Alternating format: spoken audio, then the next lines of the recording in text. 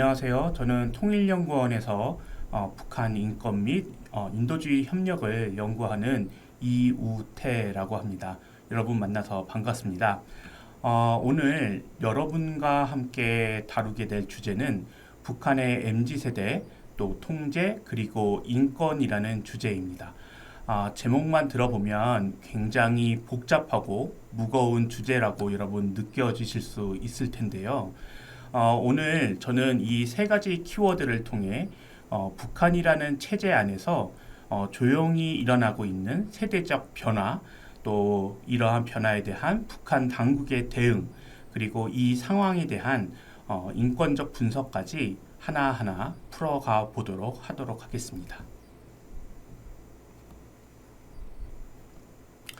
먼저 여러분께 질문 하나 해보도록 할게요. 여러분은 북한에도 MZ세대가 존재할까 하는 이러한 생각을 해보신 적이 있으신가요? 우리가 흔히 말하는 MZ세대는 1980년대 초반에서 1990년대 초반에 출생한 밀레니얼 세대와 또 1990년대 후반에서 2010년대 출생한 G세대를 통틀어서 일컫는 용어인데요. 이렇게 출생 연도를 기준으로 삼자면 10대에서 40대 초반까지 한 세대로 묶이게 되죠. 아마 이 강의를 듣는 여러분은 40대의 아저씨와 아줌마가 여러분과 한 세대로 묶이는 것을 또 통틀어지는 것을 아마 인정하실 수 없으실 것 같아요.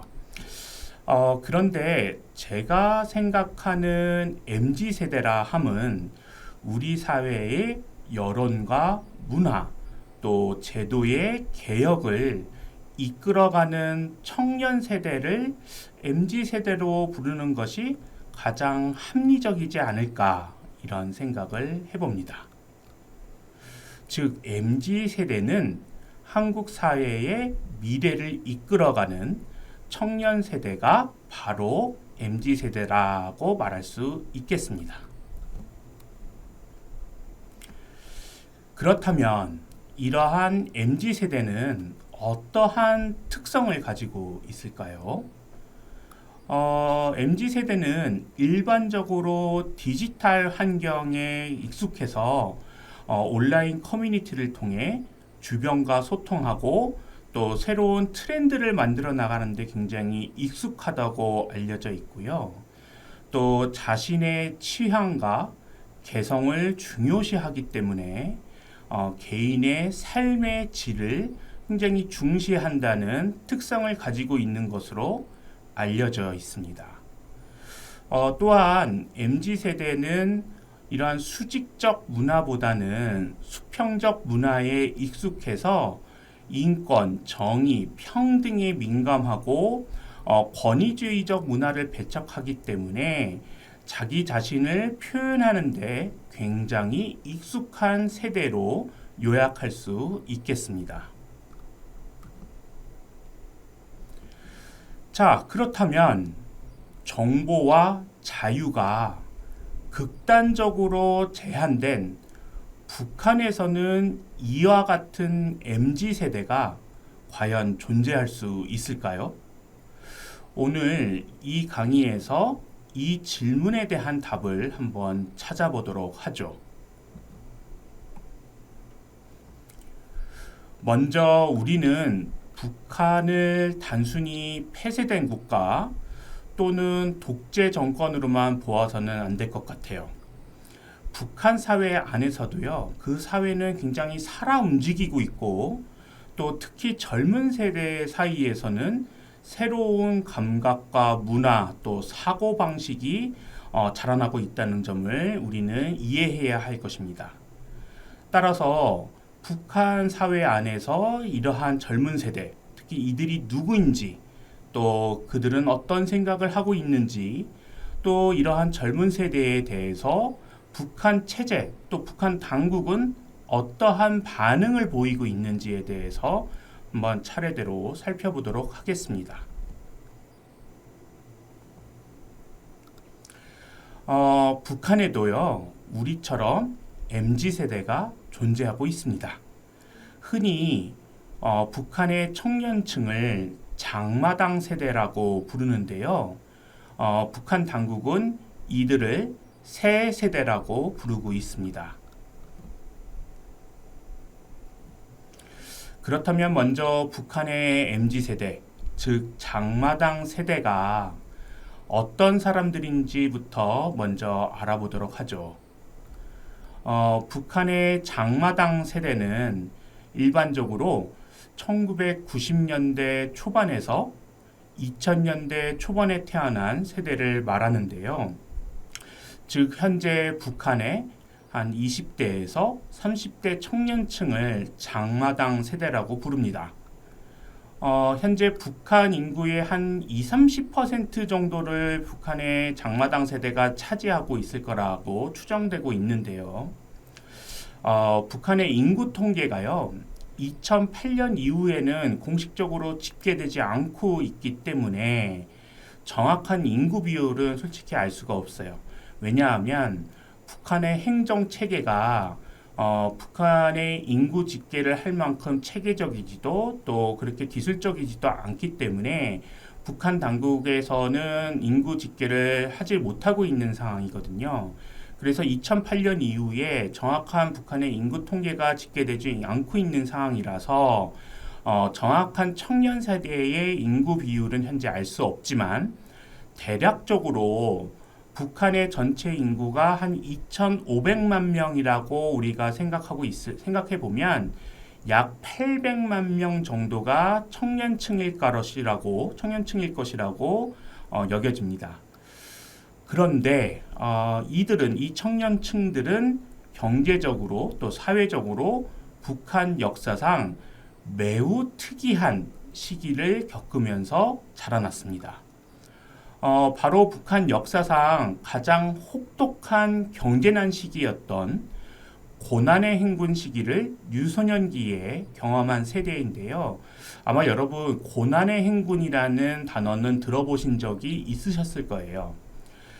이 고난의 행군 시기가 북한의 MZ세대, 즉 장마당 세대의 가치관 형성에 매우 중요한 영향을 미치게 됩니다. 자, 장마당 세대를 이해하기 위해서는 먼저 고난의 행군 시기가 어떤 시기였는지 간단히 알아보도록 하겠습니다.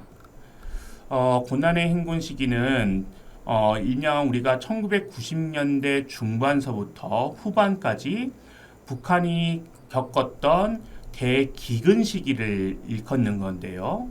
이 시기는요, 북한 역사상 가장 심각했던 경제 위기이자 인도주의적 재앙의 시기였습니다. 한 5년 정도의 대기근 시기 동안 북한에서는 굶주림 또 탈진 등으로 인해서 사망한 아사자 수가 적게는 30만 명에서 많게는 200만 명까지로 추정되고 있으니까 얼마나 심각한 경제난이자 식량난 상황이었는지 여러분 짐작하실 수 있겠죠. 오른쪽에서 보시는 이러한 인공위성 사진은요, 그 고난의 행군 시기가 벌어졌던 1990년대 중반에 한반도의 그 밤에 찍은 위성 사진이거든요. 남한의 사진과 북한의 사진을 이렇게 비교해 보시면 북한의 전력 사정이 1990년대 중반에 얼마나 심각했는지를 우리는 알 수 있습니다.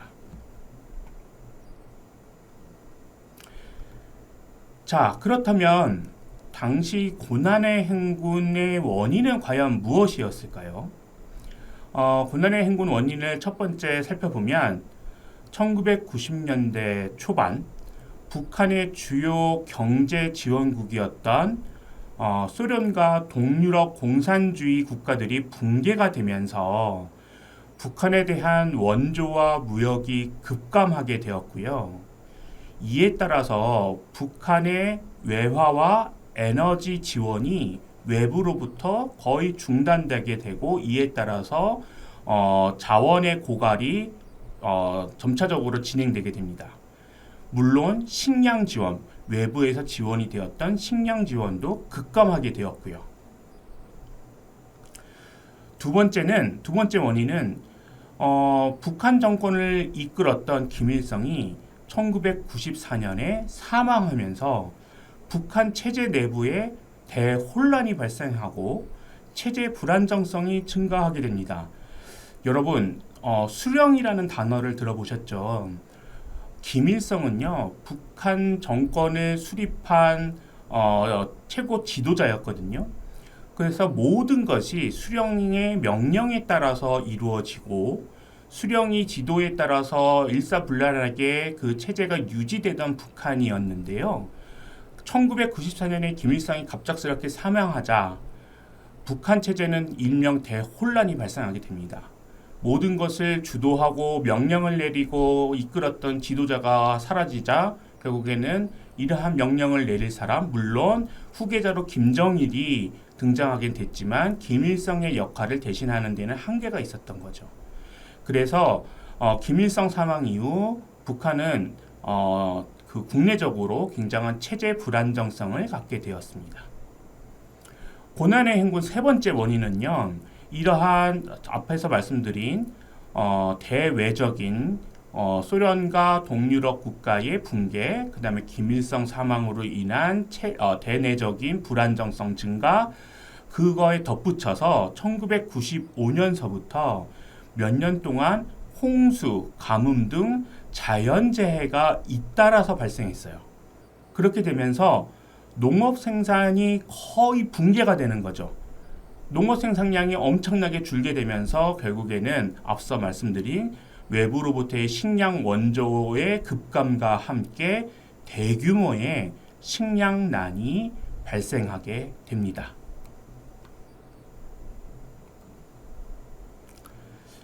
이런 고난의 행군 시기를 겪으면서 북한에서는 앞서 말씀드렸던 것처럼 적게는 수십만에서 많게는 200만 명 이상의 아사자가 발생했고요.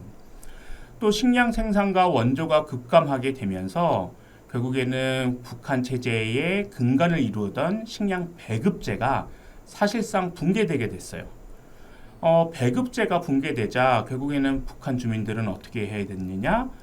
자기의 각자의 생존을 위해서는 자체적으로, 개인적으로 주민들 스스로 식량을 구해야 했습니다. 근데 이것이 결코 쉬운 상황이 아니었던 거죠. 일생 동안 북한 당국이 주민들한테 주었던 식량 배급이 어느 한순간 끊기게 되자 거기에 익숙하던 주민들은 식량을 자신이 자체적으로 마련해서 생존을 했어야 되는데 그것이 전혀 쉬운 상황이 아니었던 거예요. 이 과정에서 결국에는 무엇이 확대됐냐면 비공식 시장, 장마당이 확대되기 시작했습니다. 장마당 확대라는 거는요, 결국에는 모든 것이 국가가 책임지고 먹을 것을 주고 결국에는 주민들의 생존을 책임져 주겠다고 했던 북한의 체제가 붕괴되면서 주민들은 내 생존을 결국엔 시장에서 내가 스스로 장사를 통해서 먹을 것을 구해야 되고 돈을 벌어서 먹을 것으로 바꿔야 되고 이렇게 해야 되는 상황에 내몰리게 됐던 것이고 주민들 스스로 그 시장에서 장사를 해야 되는 것을 결국에는 이 장마당 세대의 청년층들은 어린 시절에서부터 부모를 따라다니면서 목격하기 시작하는 거죠. 시장에서 부모님들이 먹을 것을 구하지 못하면, 장사를 하지 못하면 우리 가족은 그날 굶어야 되고 또 내일 또 팔지 못하면, 어떤 장사를 하지 못해서 식량을 구하지 못하면 내일도 굶어야 되고 또 그 식량을 구한다 하더라도 굉장히 조금밖에 구하지 못하면 나는 배고픔에 늘 시달려야 되는 것을 몸소 체험해야 되는 그런 대상이 결국엔 장마당 세대였던 것입니다. 또 이런 북한의 모든 사회 체계가 사실상 붕괴되자 북한 주민들은 어떻게 했냐면요, 생존을 위해서 중국의 국경을 넘어서 탈북하는 숫자가 급증하게 됩니다. 하지만 북한 정권은 이 당시에 어떻게 했느냐? 주민들을 위해서 내가 발벗고 나서서 어떤 대책을 마련해 줄게 이랬을까요? 아니었어요. 어떻게 했냐면 북한 정권은 북한 주민들에게 야, 이건 어쩔 수 없는 상황이야. 이런 고통은 그냥 우리가 당신들이 주민들이 북한 인민들이 감내해내야 돼. 이렇게만 고통을 감내해내라고만 하고 또 주민들이 굶주림과 생활고에 대한 불만을 말할 수밖에 없잖아요. 이런 불만을 표현하거나 왜 북한 당국이 정부가 이렇게 해주는 게 없어? 이렇게 문제를 지적할 경우에 또 탈북을 할 경우에 이를 단속해서 결국은 반역죄로 처벌하게 되면서 결국에는 상황을 더욱더 악화시키는 상태로 만들었습니다. 결국 고난의 행군 시기 국가 배급 시스템이 붕괴되면서 주민들은 먹고 살기 위해 스스로 생존 전략을 찾아야 했던 것이고요. 그렇게 자발적으로 생겨난 것이 장마당, 즉 비공식 시장입니다. 아이러니하게도 사회주의 체제 안에서요, 자유시장 경제의 싹이 자라난 것이죠. 지금 사진에서 보는 것이 여러분 꽃제비라고 한번 들어보셨나요? 이 꽃제비는요, 고난의 행군 시기에 부모들이 자기 먹고 살기도 너무 힘드니까 결국에는 자녀들을 그냥 버리는 거예요. 방기하는 거죠. 이러면서 고아처럼 그냥 버려져서 이 아이들이 결국에는 시장을 돌아다니면서 먹을 것을 주워 먹고 자기 스스로 살아남기 위해서 애쓰는 그런 아이들이 꽃제비라고 부르거든요. 이런 아이들이 그냥 길거리에 엄청나게 많아졌던 시기가 고난의 행군 시기인데 이렇게 스스로 살아남아야 된다는 것, 또 장마당에서 장사를 스스로 해야 된다는 것을 겪은 세대가 장마당 세대였던 거죠. 그래서 북한의 MZ세대인 장마당 세대는 바로 이 시장의 중요성을 체험하며 자란 세대입니다. 부모 세대는 당과 수령에게 충성하고 체제의 논리를 따르는 것이 익숙했지만 MZ세대는 어릴 때서부터 돈을 벌어야 살아남을 수 있다는 현실을 몸소 체험하게 되는 거죠. 즉 국가의 통제 밖에서 생존을 배운 것입니다. 고난의 행군이라는 상황이 국가 체제가 사실상 붕괴됐던 것이고 또 북한 주민 개개인이 생존을 위해서 각자 도생해야 하는 시기였던 만큼 장마당 세대는 기존 세대와는 달리 국가와 북한 체제에 대해서 불신을 가질 수밖에 없었어요. 이에 따라서 기존 세대와 달리 장마당 세대는 전혀 다른 사고방식과 삶의 태도를 갖게 됩니다. 자, 그렇다면 장마당 세대, 이 고난의 행군 시기를 겪은 장마당 세대의 가치관은 어떠한 가치관을 가지고 있을까요? 첫 번째, 실용주의 가치관을 갖게 됩니다. 고난의 행군 시기 이전에는 당의 지시에 따라서 집단 생활을 하고 또 배급을 받아가면서 살아가는 것이 북한 주민들에게는 어떻게 보면 정상적인 삶의 한 모습이었어요. 그런데 고난의 행군 시기에는요, 이러한 배급도 무너지고 그 다음에 당의 지시라는 것이 거의 무의미해지면서 집단 생활, 그 다음에 당의 지시 이런 게 결국에는 아무 의미가 없어진 것이죠.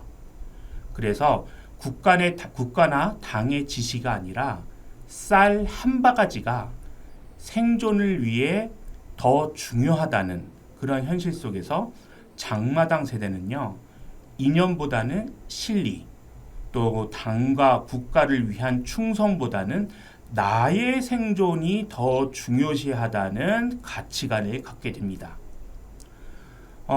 또한 장마당은요, 이 시장이라는 공간은 결국에는 시장에서 내가 장사를 얼만큼 더 잘하느냐, 내가 이익을 얼만큼 더 남기느냐, 돈을 얼만큼 더 잘 버느냐가 결국 나의 생존을 좌우하는 공간이기 때문에 장마당 세대는 북한 체제 안에서도 자본의 가치를 몸소 체득한 세대가 되었습니다. 즉, 이들에게는 충성보다는 뭐가? 돈이 더 실질적인 삶의 기준이 된 거죠. 두 번째 가치관은 어떤 가치관을 가지고 있냐면 체제에 대한 불신이 좀 높아요. 북한 체제에 대한 불신이 높아요. 장마당 세대는 북한 체제가 고난의 행군 시기에 무너지는 모습을 직접 목격한 세대거든요. 굉장히 굶주렸던 북한 주민들을 고난의 행군 시기에 북한 당국은 외면했고 또 생존을 위해 장사하거나 밀수하는 주민들을 북한 당국은 어떻게 했죠? 비사회주의적 행동이라고 하면서 비난하거나 또 단속을 하고 처벌했죠. 하지만 되게 아이러니한 모습은 현실에서는 장사나 밀수를 한 사람은 오히려 살아남았고 당과 국가에 여전히 충성했던 사람들은 오히려 굶주려야 했던 모습들이 장마당 세대에게는 어떻게 인식이 됐냐면 국가의 위선이라고 인식되게 되었어요. 결국 어떻게 됐냐? 국가는 믿을 수 없는 존재, 체제는 나의 생존을 방해하는 존재라는 인식을 갖게 만들었습니다.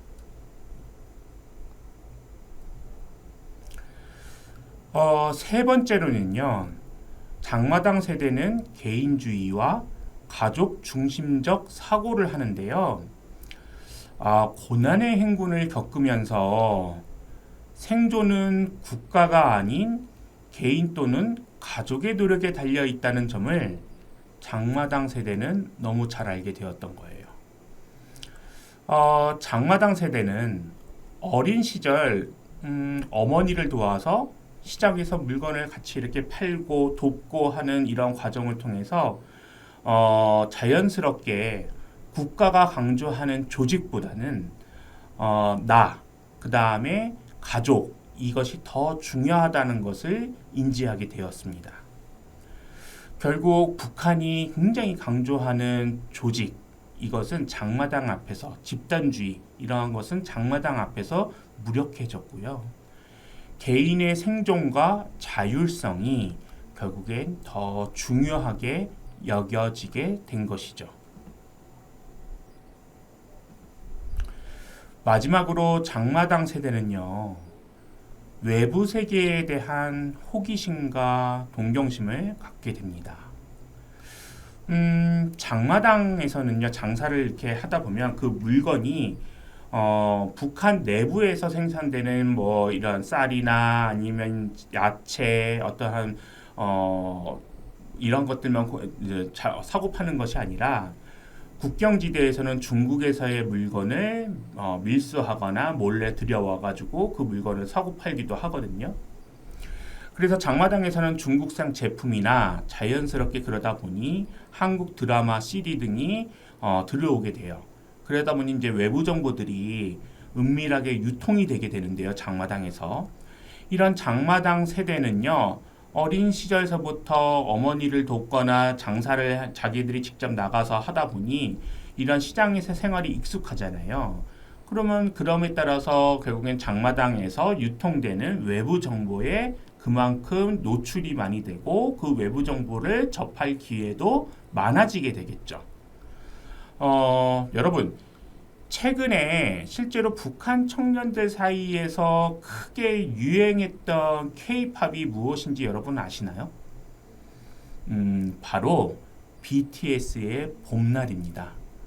여러분 굉장히 익숙한 노래이실 텐데요. 한번 들어보시면 여러분들도 다시 한번 흥얼거리실 텐데, 이 BTS의 봄날이 북한 청년들 사이에서 굉장히 인기가 높았다고 해요.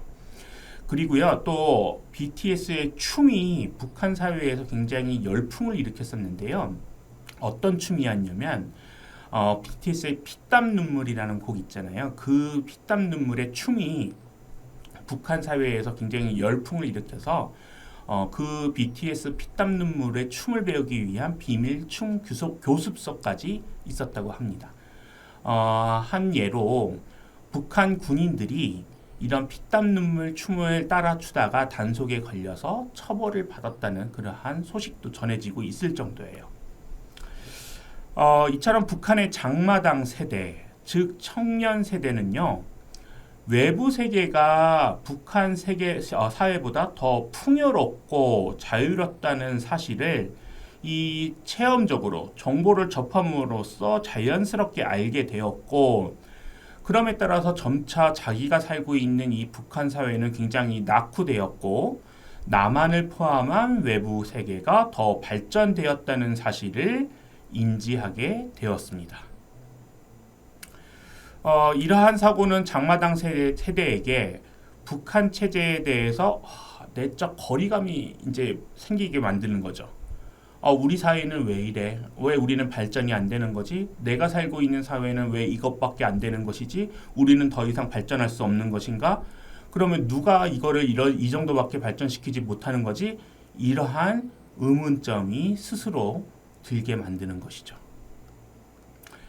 자, 장마당 세대는 고난의 행군이라는 체제 붕괴의 경험 속에서 성장하면서 시장에 대한 이해, 자본의 가치, 개인 중심 사고, 체제 불신, 그리고 외부 세계에 대한 동경이라는 기존 세대와는 전혀 다른 가치관을 형성하게 되었습니다. 물론 이들이 곧바로 어떤 북한 체제를 무너뜨리거나 대대적인 변화를 일으키는 것은 물론 아닐 수도 있습니다. 그러나 북한 사회 내부에 이미 존재하는 어떤 변화의 잠재적 주체라는 점에서 이런 장마당 세대, 북한의 청년 세대를 일컫는 장마당 세대의 존재는 매우 중요한 의미를 가지고 있습니다. 자, 그렇다면 북한 당국은 장마당 세대에 대해서 과연 어떻게 인식하고 있을까요? 북한 당국은요, 장마당 세대를요, 매우 경계의 눈초리로 바라보고 있거든요. 북한 당국이 가장 우려하는 점은요, 장마당 세대가 사회주의 체제의 정당성이나 최고 지도자에 대한 충성에 대해 별로 감흥을 느끼지 않는다는 점입니다. 예를 들어서 국가가 자신 또는 자신의 가족을 위해 해준 것이 무엇이 있나라는 불만과 함께 국가가 배급을 안 해줘도 장마당에서 살아남을 수 있다는 자신감, 또 한국 드라마나 K-팝을 통해 외부 세계와 북한을 비교할 수 있는 정보력을 가지고 있다는 점이 북한 당국을 굉장히 긴장하게 만들고 있는데요. 왜냐하면 이러한 인식은 곧 북한이 주장하는 우리식 사회주의에 대한 회의감으로 이어지고, 이는 북한 정권의 입장에서는 체제 유지의 가장 큰 위험 요소로 작용할 수 있기 때문이죠. 그래서인지 북한 당국은요, 장마당 세대를 사상적으로 굉장히 마비되고 외래 세상에 물든 문제 세대, 또 이기주의에 젖은 세대, 한마디로 오염된 세대라고 정의하기도 합니다. 이러한 장마당 세대에 대한 북한 정권의 부정적인 시각은 이 노동신문 기사에서도 엿볼 수 있는데요. 노동신문 기사를 보면 이렇게 적혀 있어요. 새 세대들은 세계관이 형성되어가는 과정에 있고 감수성이 빠르며 새 것에 아주 민감하다. 여기까지는 그럴 수 있죠. 그런데 제국주의자들, 결국 이 제국주의자들이 누구냐면 북한에서는 제국주의자들을 미국을 표현하거든요. 이런 제국주의자들은 청소년들의 이러한 특성을 악용하여 그들의 머릿속에 반동사상 문화를 주입시키려고 교활하게 책동하고 있다. 결국에는 미국이 아니면 남한이 이러한 청년들을 한마디 책동하고 있다고 보는 것이죠. 그래서 청년들은 자기도 모르는 사이에 자기 조국의 배신자, 제국주의의 앞잡이로 굴러떨어진다. 이렇게 표현하고 있어요. 결국에는 청년들이 외부 세계의 문화에 접하면 접할수록 결국에는 청년들은 조국의 배신자가 된다고 표현하는 거예요. 그만큼 김정은의 청년 정책은 이 새 세대, 장마당 세대에 대해서 굉장히 경계하고 있다는 점을 이 노동신문 기사를 보면서도 알 수 있죠. 자, 장마당 세대에 대한 이러한 비판적 인식에 따라서 북한 당국은 장마당 세대에 대한 강도 높은 통제 정책을 펼치고 있는데요. 대표적인 사례가 일명 3대 악법이라고 알려져 있는 반동사상문화배격법, 또 청년교양보장법, 평양문화보호법 등 법률 제정을 통해서 북한 청년 세대에 대한 강력한 통제를 시행하고 있습니다. 한번 구체적으로 살펴보면요. 2020년에 제정된 반동사상문화배격법은 한국을 포함한 외부 문화 콘텐츠, 특히 남한 영상물의 소비, 유포, 소지 등을 엄격하게 금지하고 있는데요. 특히 남한식 말투나 복장, 헤어스타일을 사용하는 청년들을 사상적으로 타락한 자로 간주하고 있어요. 반동사상문화배격법은 단순히 콘텐츠를 넘어서 청년 세대의 생각을 통제하려는 시도라고 평가되고 있는데요. 구체적으로 반동사상문화배격법 내용을 한번 살펴보면요. 계례사상문화전파죄와 적대국 사상문화전파죄가 있는데요. 여기서 여러분, 계례는 누구를 의미하는 걸까요? 바로 우리 한국, 대한민국을 일컫습니다. 계례는요, 사전적으로 꼭두각시를 의미하는데요. 북한에서 우리 한국을 계례라고 부르는 이유는요. 미국에 예속돼서 미국의 지시대로 움직인다고 해서 계례라고 꼭두각시로 부르고 있거든요. 따라서 계례사상문화전파죄는요. 남한의 문화를 북한 주민들이 접했을 때 처벌하는 규정입니다. 이렇게 남한의 문화, 영상물이나 녹화물, 도서, 그림, 여러 가지의 남한의 여러 가지 것들을 보거나 들었을 경우에는요, 5년형의 징역형, 죄질이 무거울 경우에는 10년의 징역형, 또 이를 유입하거나 유포했을 경우에는 무기징역형에 또 처하고 있습니다. 반동사상문화배격법의 제28조를 보면 적대국 사상문화전파죄라고 있거든요. 여기 적대국 사상문화전파죄에서요, 적대국이란 미국, 일본, 그리고 어디가 있을까요? 바로 우리 한국도 적대국이죠.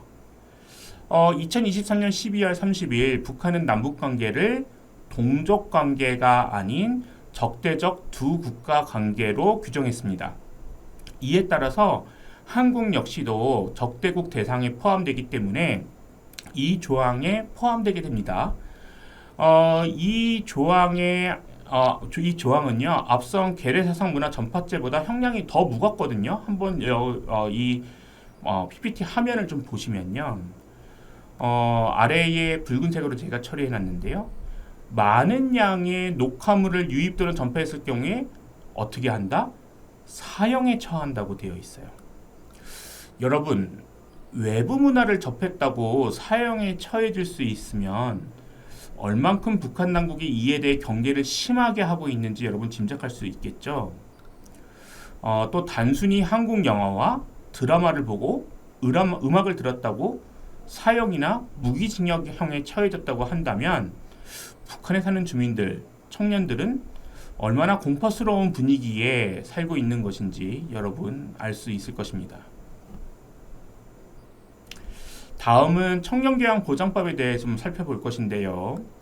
이 청년교양보장법은 2021년 반동사상문화배격법이 그렇게 엄격히 제정되었음에도 불구하고 청년들이 계속해서 이러한 외부 문화를 접하자 북한 당국은 이거에 더해서 더 엄격한 법률을 제정하기 시작합니다. 구체적으로요.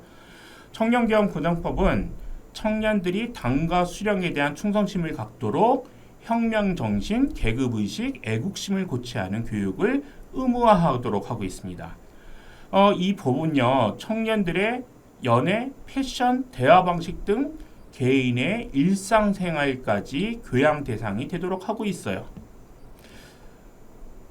좀 구체적으로 내용을 한번 살펴보면 청년교양보장법 제41조를 보면요. 여기에는 청년들이 하지 말아야 할 사항들 16가지를 규정하고 있거든요. 몇 가지를 좀 살펴보면요. 41조 8항을 보면 끼리끼리 몰려다니거나 패를 묻는 행위, 몰려다니지 말라고 해요. 또 41조 10항을 보면 조직 생활에서 이탈되어 떠돌아다니는 행위, 또 조직에서 이탈되지도 말라고 해요. 몰려다니지도 말고 조직에서 이탈되지도 말라고 하고, 또 북한식이 아닌 춤을 추지도 말라고 해요. 이거는 남한식 BTS 춤처럼 남한의 춤을 추지 말라는 거죠. 그 다음에 북한식 아닌 말투로 대화를 하거나 글도 쓰지 말라고 해요. 또 북한식이 아닌 옷차림도 입지 말라고 해요. 뭐 이러한 온갖 것을 다 통제를 하려고 합니다. 거기에 16항을 보시겠어요? 그 밖에 공화국법에 저촉되는 행위, 여기서 다 적지 않은 이외의 것들 모든 것을 다 법에 저촉되는 행위로 간주하겠다. 이렇게 하면서 청년들을 굉장히 심하게 단속하려고 하는 법이 청년교양보장법이라고 할 수 있겠습니다.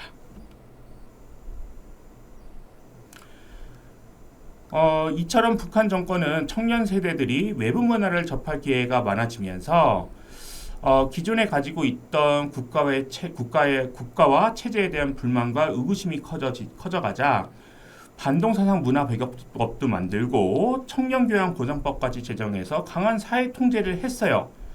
그런데 이러한 상황에서도 청년들은 이거에 굴하지 않고 계속적으로 외부 문화를 접하고 이 문화가 북한 사회의 내부 속으로 계속 전파가 되자 드디어 2023년에는 평양문화어 보호법을 제정하기에 이릅니다. 평양문화어 보호법은요, 남한식 말투와 표현을 사용하는 것을 처벌 대상으로 삼고 있는데요. 예를 들어서 오빠, 대박, 사랑해 같은 표현을 사용하거나 문장의 종결 어미가 모모님 같이 남한식일 경우, 한국식일 경우 반동으로 규정하고 처벌받게 됩니다. 이 법은요, 언어를 통해 사상 침투를 막겠다는 목적을 가지고 있지만 표현의 자유를 억압한다는 인권적 침해라는 비판을 받고 있습니다. 여기 이 법의 좀 특징적인 사항을 좀 보시면요. 이 33조를 보면요. 자녀 교양을 바로 하지 않은 부모에 대한 통보, 비판 이런 조항이 있어요. 이걸 보면 법을 어긴 청년들의 부모들은 망신을 주어 머리를 쳐들지 못하게 한다고 규정하면서 청년들이 어떠한 남한식 표현이나 어떠한 언어를 사용할 경우에는 그 부모들을 결국에는 망신을 주겠다 하면서 부모까지 처벌하겠다는 조항을 법에 명기를 합니다. 참 특이한 법을 만드는 거죠. 청년들을 결국에는 청년들의 단속을 부모에 대한까지 적용시킨 거죠. 평양문화보호법의 처벌 내용을 조금 구체적으로 살펴보면요. 앞에서 설명한 반동사상 문화배격법에서는 남한과 관련된 조항에는 사형까지는 들어가 있지는 않았거든요. 근데 여기에는요. 남한말을 사용하거나 유포할 경우 최대 사형까지 집행할 수 있게끔 해서 처벌의 강도가 굉장히 세졌음을 알 수 있습니다. 이들 법률은 북한 당국이 외부 사상과 문화의 영향을 굉장히 철저히 봉쇄하고 청년 세대를 굉장히 정치적으로 통제하려는 시도의 일환이라고 평가되고 있습니다. 자, 지금까지 북한의 MZ세대인 장마당 세대에 대해서 알아봤고, 장마당 세대가 유년기에 고난의 행군이라는 시기를 겪으면서 북한 체제에 대한 불만과 의구심이 커져 있는 상태에서 북한 정권은 이들에 대한 통제를 점점 강화하고 있다는 점을 알 수 있었습니다. 여러분, 이러한 북한의 정권이 장마당 세대를 지속적으로 통제를 강화하고 있는 상황에서 장마당 세대의 인권은 과연 어떻다고 평가할 수 있을까요?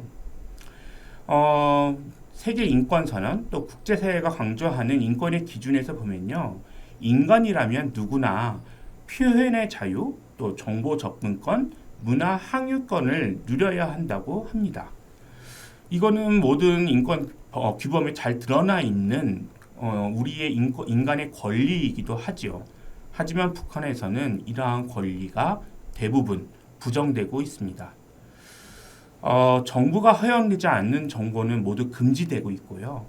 표현의 자유도 당의 이념이나 국가의 정책에 반하면 다 금지되어 있는 상황입니다. 북한의 청년들이 외부 드라마를 본다는 이유로 감옥에 가고, 또 헤어스타일이 북한 정권의 입맛에 맞지 않는다고 해서 공개 비판을 받기도 하고, 또 친구를 감시해야 되고, 또 교화소에 그 감시에서 신고를 하게 해야 되고, 이렇게 보면 결국에는 국제사회 기준에서 명백한 인권 침해 상황인 것이죠. 정보를 접하고 스스로 생각할 수 있는 권리, 이거는요, 어떻게 보면 인간으로서 누려야 할 당연한 권리이고 인간이 인간답게 살아가야 될 최소한의 조건인 것입니다. 그렇다면 과연 북한의 장마당 세대는 북한 사회를 변화시킬 수 있을까요? 현실적으로 보면 지금 현재 북한 체제의 폐쇄성과 경직성을 보면 단기적으로는 큰 변화를 이끌지 못할 수는 있습니다. 그러나 장마당 세대가 공식 경제가 아닌 시장을 통해서, 그러니까 북한의 공식 경제가 아닌 시장을 통해서 자라난 세대였기 때문에 시장 중심의 생존 방식을 몸으로 체험한 세대였고, 이 체험한 것이 결국은 북한 사회 전체로 이러한 체험한 것이 퍼져나가는 데 기여한다는 점에서 굉장히 중요한 영향력을 미치고 있다는 점도 사실이에요. 이러한 영향력은 결국에는 북한 당국의 통제력을 약화시키고 주민들의 자율성을 조금씩이나마 증진시키는 데 기여하고 있다고 보여집니다. 또한 장마당 세대는요, 남한을 비롯한 우리 한국을 비롯한 외부 세계에 대한 정보를 가장 많이 접하고 있고 갖고 있기 때문에 북한 정권이 주장하던 북한이 가장 우월한 체제라는 주장에 대해서 내부 균열을 일으키고 있다고 보여집니다. 마지막으로 북한의 기성세대가 수령과 당에 또 국가에 대한 무조건적인 충성을 강조했다면 장마당 세대는 개인주의와 가족을 우선시하기 때문에 이러한 권위주의에 대한 반감이 있을 수밖에 없고, 이것이 북한의 사회의 변화를 이끌 수 있는 동력으로 작동할 수 있다고 보여집니다. 결론적으로 장마당 세대는 지금 당장은 체제의 급격한 변화를 이끌 힘은 미약할 수 있겠지만 점진적인 변화를 이끌어낼 가장 유력한 세대라고 보여집니다. 지금까지 북한의 MZ세대, 또 통제, 그리고 인권에 대해 살펴보았습니다. 북한의 미래를 이야기할 때 우리는 김정은과 같은 최고 지도자에만 주목할 것이 아니라 북한의 청년 세대인 장마당 세대를 주목해야 한다고 생각합니다. 긴 시간 경청해 주셔서 감사합니다. 감사합니다.